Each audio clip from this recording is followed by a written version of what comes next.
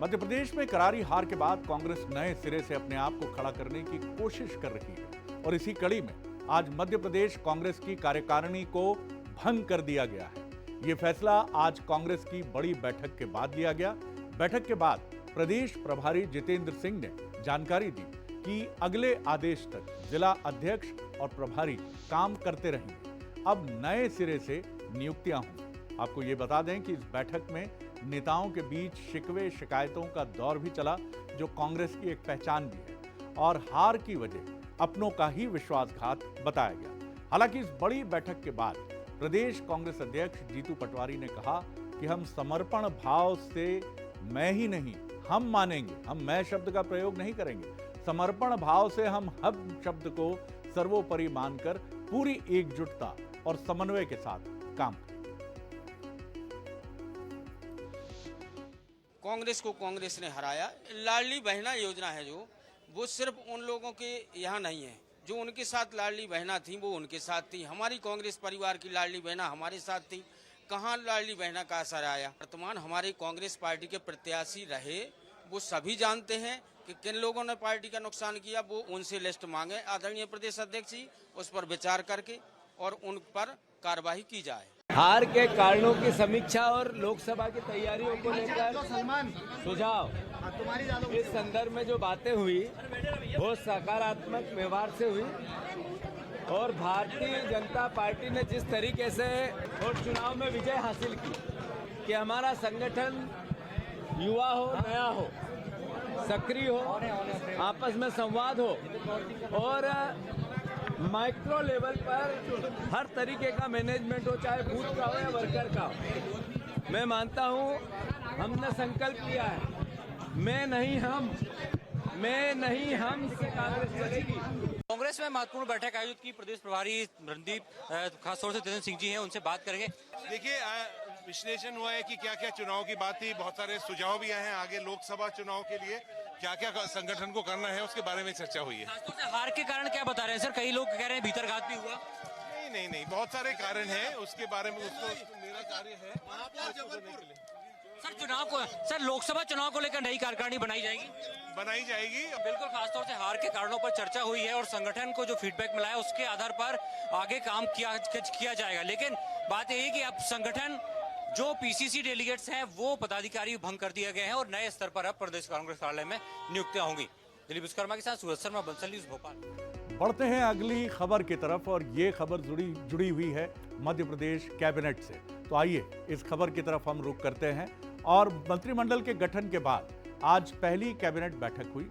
मुख्यमंत्री डॉक्टर मोहन यादव ने मंत्रियों को लोकसभा चुनाव की तैयारी के लिहाज से काम करने के निर्देश दिए हैं। सीएम ने विकसित भारत संपर्क यात्रा के साथ केंद्र और राज्य सरकार की योजनाओं के प्रचार प्रसार पर जोर दिया है। सीएम ने मंत्रियों को सलाह दी है कि क्षेत्र के लोगों से अधिक मेल मुलाकात करें। मुख्यमंत्री डॉक्टर मोहन यादव ने कैबिनेट बैठक के लिए मंत्रालय पहुंचने से पहले पूर्व मुख्यमंत्री शिवराज सिंह चौहान से सौजन्य मुलाकात भी की और ये बताया कि बड़ों का सम्मान और आदर भारतीय जनता पार्टी में पहली प्राथमिकता है। मध्य प्रदेश के मुख्यमंत्री मोहन यादव का बड़ा फैसला है और ये बड़ा फैसला ये है कि राजधानी की सड़कों से हटेंगे बीआरटीएस, जो हमेशा से एक कंट्रोवर्सी बने रहे। मुख्यमंत्रियों ने अधिकारियों के साथ बैठक की और इस पर बीआरटीएस हटाने पर सहमति बनी है और यह भी तय हुआ है कि चरणबद्ध तरीके से यानी फेज वाइज ये बीआरटीएस हटाए जाएंगे।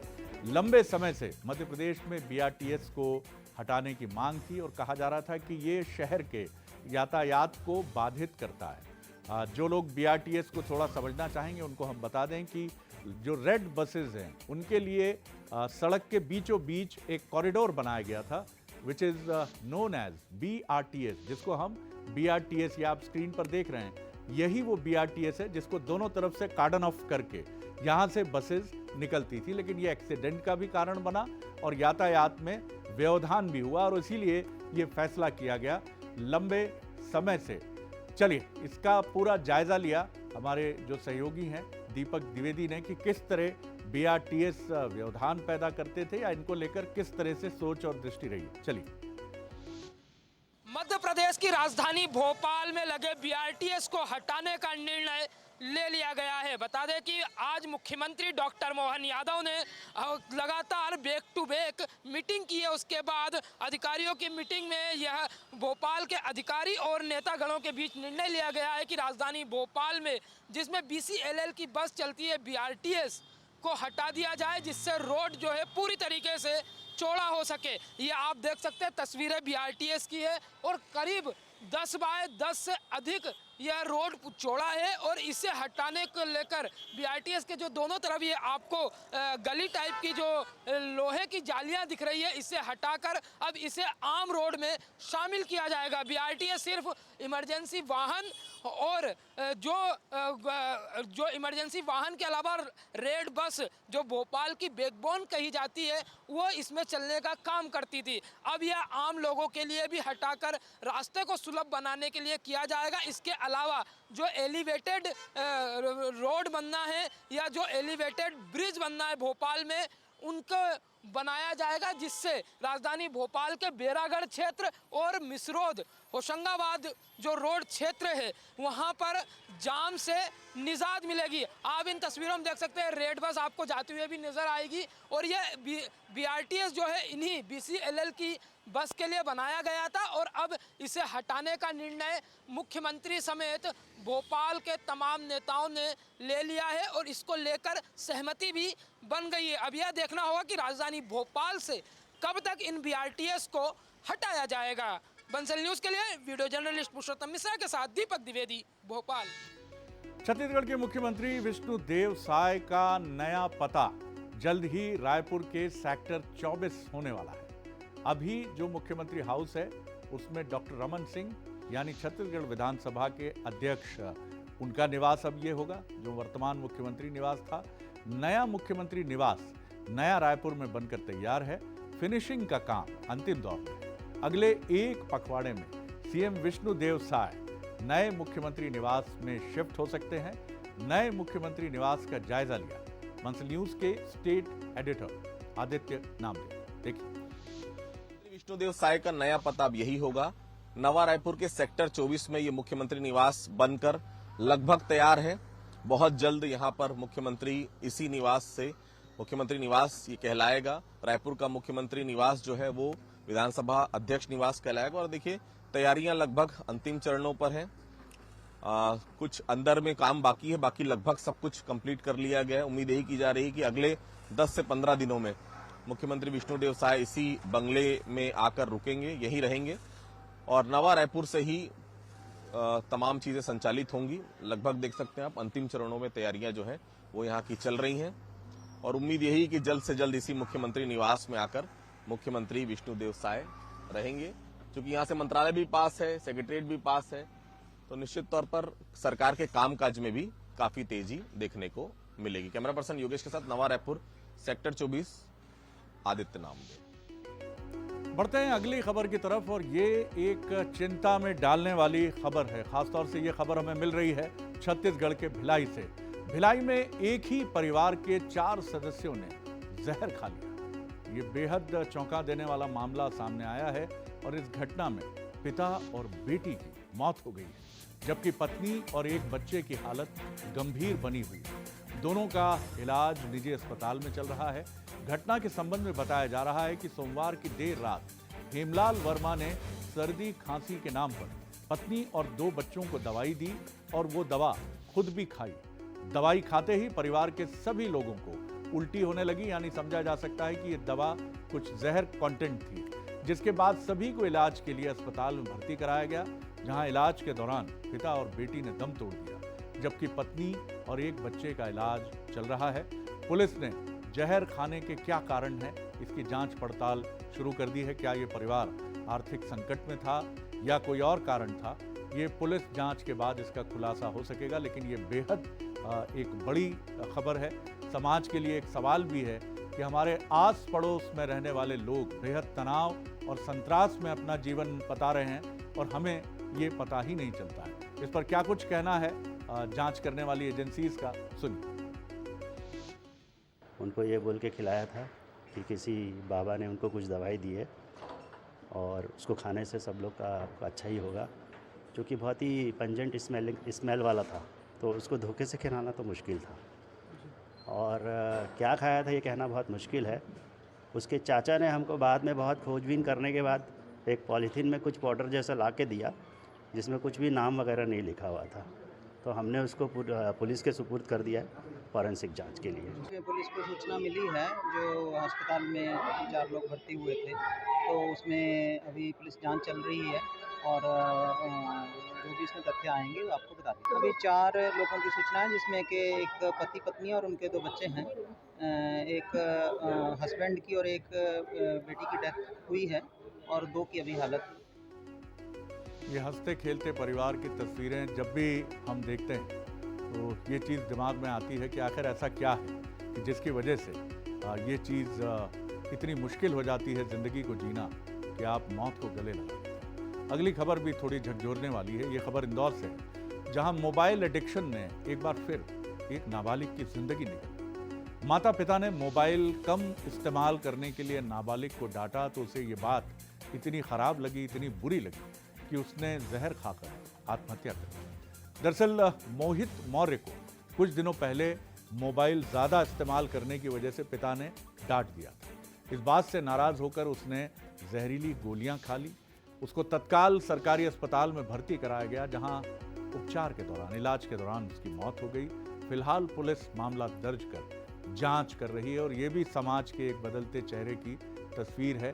मोबाइल किसी ड्रग एडिक्शन की तरह आत्महत्या की तरफ भी नाबालिग किशोरों को और युवाओं को ले जा रहा है।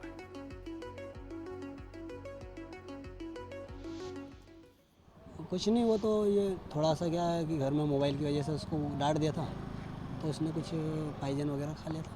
मोबाइल ज़्यादा चलाता था? हाँ, मोबाइल चलाता था। मोबाइल तो कुछ बात हुई थी मोबाइल को लेकर, कुछ डांटा था? बस वो डांटा था मोबाइल में, मोबाइल ज़्यादा चलाता था, बोला था कि भैया ज़्यादा मोबाइल में चलाया करो, थोड़ा समझाया था, बस समझाया था। उसके बाद क्या इसने कुछ भी नहीं, फिर कुछ पाइजन आइजन खा लिया उसने। श्रीनगर अन्नपूर्णा थाना क्षेत्र में एक घटनाक्रम सामने आया है, जिसमें एक 14 साल के बच्चे के द्वारा दिनांक आज से लगभग 12-15 दिन पहले सल्फास या रैट पॉइजन खा के आत्महत्या करने का प्रयास किया गया था, जिस पर से वो उसको इलाज के लिए अस्पताल लेके जाया गया था। इलाज के दौरान में जांच थाना जब आया तो उसमें जांच करी गई। जांच में ये चीज़ सामने आई कि मोबाइल चलाने की बात पर से माता पिता ने उसको डांटा था, जिस पर नाराज़ होकर उसने गुस्से में इस प्रकार से कदम उठाया था।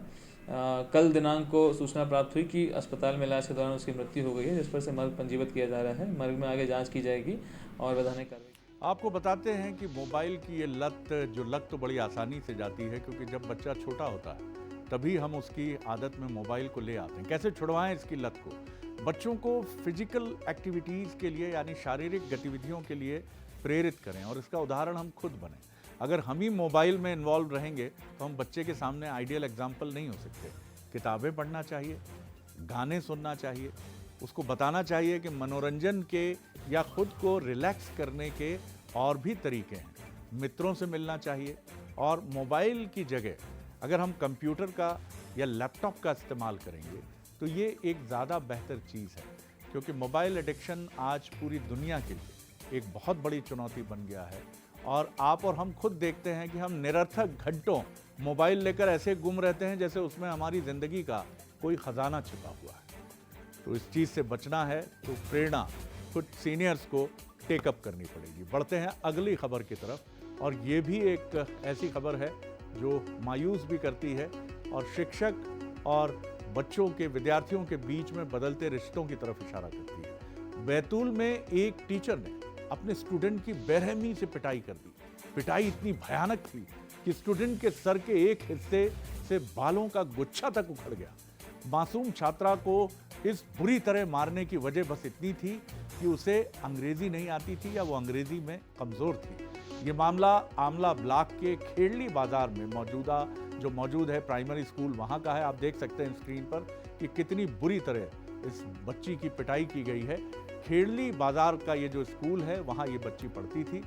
जब परिवारजनों ने देखा कि इतनी बर्बरता से, इतनी निर्ममता से बच्ची की पिटाई हुई है, तो वो शिकायत लेकर बैतूल में कलेक्टर ऑफिस पहुंचे थे, जहां उन्हें अधिकारियों ने भरोसा दिलाया है कि टीचर के खिलाफ एक्शन लिया जाएगा। लेकिन ये किस किस्म की बर्बरता है? आप क्यों किसी बच्चे के साथ ऐसा व्यवहार करते हैं कि पढ़ाई और स्कूल को लेकर उसके मन में खौफ बन जाए? पिता का क्या कहना है, सुनिए। ये स्कूल जा रही थी तो इसको बाल उचका मारा बोले। फिर मैं पूछने गया तो बोले मैंने नहीं मारा, बोले ऐसे बोलती है, मैंने नहीं उचकाया बोले। और फिर वो बच्चे से पूछा तो बच्चे बता रहे थे कि मारा बोले। क्यों मारा? अब वो मैडम बता दी इंग्लिश में पढ़नी नहीं आती बोले, इसलिए मारा बोले। सर, ये खेड़ली बाज़ार में प्राथमिक शाला में पूर्णिमा साहू नाम की मैडम की कंप्लेन आई है कि बच्ची से इन्होंने कॉर्पोरल पनिशमेंट दिया है, उसको शारीरिक क्षति पहुंचाई है। निश्चित रूप से ये अपराध है, हम इस पर नियमानुसार कार्रवाई करेंगे, शीघ्र कार्रवाई करेंगे। चलते हैं पाकिस्तान में अगले साल तक जनरल इलेक्शन होने वाले हैं।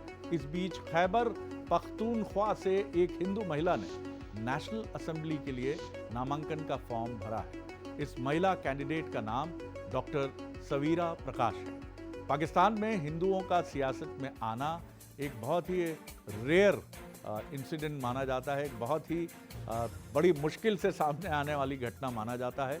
सवीरा प्रकाश खैबर पख्तूनख्वा के बुनेर ज़िले की रहने वाली हैं। वो मेडिकल ग्रेजुएट हैं और बिलावल भुट्टो जरदारी की पाकिस्तान पीपल्स पार्टी के टिकट पर PK-25 सामान्य सीट से चुनाव लड़ने की तैयारी में है। सवीरा PPP की महिला विंग की महासचिव हैं। उनके पिता डॉक्टर ओम प्रकाश 3 दशकों से भी ज़्यादा समय से PPP के मेंबर हैं। सवीरा ने साल 2022 में एबटाबाद के एक निजी कॉलेज से MBBS की डिग्री पूरी की। वो पाकिस्तान में महिला सशक्तिकरण यानी वुमेन एम्पावरमेंट का काम करना चाहती हैं। पाकिस्तान में महिलाओं के लिए 60 सीटें आरक्षित हैं, जबकि गैर मुस्लिमों के लिए सीटों की संख्या 10 है। इसके अलावा वो सभी 266 सीटों पर चुनाव लड़ सकते हैं। तो रेयरेस्ट ऑफ द रेयर ये उस तरह की एक घटना है जो पाकिस्तान में सामने आई है। शुभकामनाएं सवीरा प्रकाश को। अब चलिए पाकिस्तान से खेल के मैदान सेंचुरियन साउथ अफ्रीका। सेंचुरियन के मैदान पर टीम इंडिया आज साउथ अफ्रीका के खिलाफ इतिहास बदलने की उम्मीद लिए उतरी, लेकिन पहले टेस्ट का पहला दिन बारिश से प्रभावित रहा। लेकिन जितना खेल हुआ उसे देखकर टीम इंडिया के फैंस निराश ही हुए। टॉस हारकर पहले बैटिंग करने उतरी टीम इंडिया सबकी उम्मीदों से उलट खेली। भारतीय टॉप ऑर्डर इंपैक्ट छोड़ने में नाकाम रहा और शुरुआती 3 विकेट बहुत ही सस्ते में गंवा दिए। कप्तान रोहित शर्मा और यशस्वी जायसवाल की सलामी जोड़ी अच्छी शुरुआत देने में नाकाम रही। युवा स्टार शुभमन गिल भी प्रभावित नहीं कर पाए। इसके बाद विराट कोहली और श्रेयस अय्यर ने 68 रनों की अहम साझेदारी करते हुए अपनी टीम को संकट से निकाला, लेकिन जल्द ही ये दोनों भी चलते बने। इसके बाद KL राहुल एक छोर पर अंगद के पैर की तरह जमे रहे। राहुल ने लोअर ऑर्डर के बल्लेबाजों के साथ छोटी छोटी साझेदारियां कर टीम इंडिया को 200 रनों का आंकड़ा पार करने में मदद की। पहले दिन का खेल खत्म होने तक भारत ने 8 विकेट पर 208 रन बना लिए हैं। अफ्रीका के गेंदबाज कगिसो रबाडा ने तेज रफ्तार गेंदों से कहर बरपाते हुए 5 भारतीय बल्लेबाजों को आउट।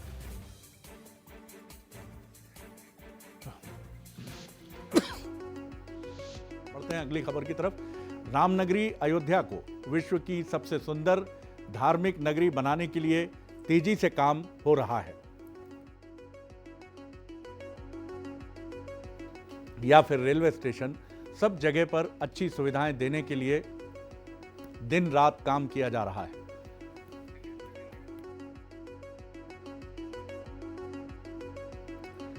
राम मंदिर की थीम पर ही अयोध्या में नया रेलवे स्टेशन बन रहा है और इस रेलवे स्टेशन परिसर में यात्रियों को बेहतरीन सुविधाएं देने की तैयारी है। तो इस समय पूरे देश की निगाहें अयोध्या पर टिकी हुई हैं और पूरी कोशिश है, किसी आप कह सकते हैं कि दुल्हन की तरह सज रही है अयोध्या। स्क्रीन पे तस्वीरें।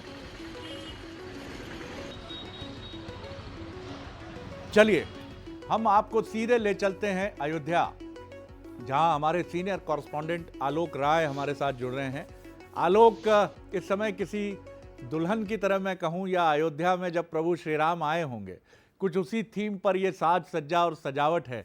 किस तरह से आप, बड़े भाग्यशाली हैं कि वहां मौजूद हैं, बहरहाल हम आपकी निगाहों से और आपके कैमरे से ही दर्शकों को दिखाते हैं कि किस तरह से अयोध्या सज रही है, किस तरह का एक अद्भुत दृश्य वहां उपस्थित हो रहा है 22 जनवरी के लिए। बताइए हमको। बिल्कुल शरद जी, आपने सही कहा, अयोध्या बिल्कुल सज रही है। वो त्रेता युगीन जो वैभव था अयोध्या का, जो प्रभु श्री राम के युग में था, उसी वैभव को लौटाने की पूरी तैयारी है। और इस समय हमारे ठीक पीछे रेलवे स्टेशन है अयोध्या का। 30 दिसंबर को इसी अयोध्या रेलवे स्टेशन का पीएम नरेंद्र मोदी लोकार्पण करेंगे। और आप देख सकते हैं कि राम मंदिर के थीम पर ही पूरा रेलवे स्टेशन बन रहा। हमारे साथ हमारे एग्जीक्यूटिव एडिटर सुनील बघेल जी भी हैं, वो भी लगातार जो है घूम रहे हैं, पूरा अयोध्या को देख रहे हैं। हम उनसे भी बात करेंगे और समझेंगे कि आखिर वो किस तरह से देख रहे हैं अयोध्या को, जैसे यहाँ पर काम हो रहा है। सुनील जी, हम लोग इस समय रेलवे स्टेशन पर हैं, आपने भी देखा, एयरपोर्ट भी हम लोगों ने देखा, जिस तरह से यहाँ पे काम हो रहा है, क्या कहेंगे? आलोक जी, ये मैं मतलब दावे से कह सकता हूँ कि ये जो रेलवे स्टेशन है, शायद ये देश के सबसे खूबसूरत रेलवे कैंपस में से एक है। हो सकता है कुछ रेलवे स्टेशन आकार में बड़े हों। और जो एक अनोखी बात बताना चाहूँगा कि यहाँ पर एक साथ जो विशेष ट्रेनें चलाई जाएंगी, उनमें से कई ट्रेनों को एकोमोडेट करने की एक साथ 100 से ज़्यादा। आलोक, जब कैमरामैन को बताइए जरा स्टेशन के दृश्य हमें दिखाते रहे वो, जिससे हम देख सकें। पीछे आप लोगों की बातचीत चलती रहेगी जी। मैं आपको बताऊंगा कि रेलवे स्टेशन से जो राम पथ को जोड़ने वाला जो रास्ता है, उसको भी पूरी तरह से रामायण थीम पर तैयार किया गया है। और जिन लोगों ने एयरपोर्ट पर मधुबनी पेंटिंग बनाई है, वही मधुबनी पेंटिंग यहाँ के जो पुल हैं और जो दीवारें हैं, मैं 1 दर्जन भर से ज़्यादा कलाकार यहाँ 24 घंटे काम कर रहे हैं और एक से बढ़कर एक खूबसूरत मधुबनी पेंटिंग और दूसरी पेंटिंग्स बनाई जा रही हैं। आलोक जी। बिल्कुल सुनील जी, आपने बहुत सही वर्णन किया। और शरद जी, मैं एक चीज़ आपको बताना चाहूँगा, आपका ध्यान आकृष्ट करेंगे। आप सामने एक गुंबद देख रहे होंगे, आपको दिखा रहे हैं हमारे कैमरा पर्सन। बिल्कुल प्रभु श्री राम का जो राज मुकुट था, आप देखिए एकदम उसी की प्रतिकृति बनाई गई है। तो कुल मिलाकर राम नगरी को प्रभु श्री राम का वो जो त्रेता युग का जो वैभव था, उसी की अनुरूप, उसी मंशा के अनुरूप सजाया जा रहा है, बनाया जा रहा है। और आज अभी जो अयोध्या से बीजेपी सांसद हैं लल्लू सिंह, उनसे हमने बात की तो उन्होंने कहा, ये बात हमसे बताई कि जो रेलवे स्टेशन का नक्शा है वो प्रधानमंत्री ने जी आलोक ही स्वीकृत किया। यानी बहुत सारे नक्शे बने थे। जी आलोक, जी आलोक, बहुत बहुत शुक्रिया करूंगा। मन तो कर रहा है कि आपके साथ ये मन को बिल्कुल मनभावन दृश्य जो हैं वो चलते रहें, लेकिन वक्त की बंदिश है। लेकिन आप दोनों जिस तरह से अयोध्या नगरी को हमारे लिए प्रस्तुत कर रहे हैं, तो हम लोग यहीं से देख रहे हैं और आप हमारे लिए संजय बने हुए हैं महाभारत के, जो हमें यहीं बैठकर मध्य प्रदेश छत्तीसगढ़ में दिखा रहे हैं अयोध्या। तो इसी के साथ टॉकिंग पॉइंट में इतना ही। और अब वक्त है आपसे इजाज़त लेने का, लेकिन कल इसी वक्त इसी समय एक बार फिर आपसे मिलेंगे। शुभ रात्रि, शब बखैर, गुड नाइट।